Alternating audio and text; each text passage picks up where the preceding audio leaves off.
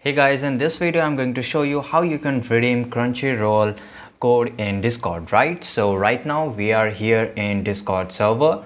You have to just log in. You can do it in your mobile application or in the PC too. So here we have to go to the setting icon which is on down below left side, this one, and you have to click it. And after that you have to scroll a little bit and you can see the billing section here, right? So this is the second last option, that is gift inventory.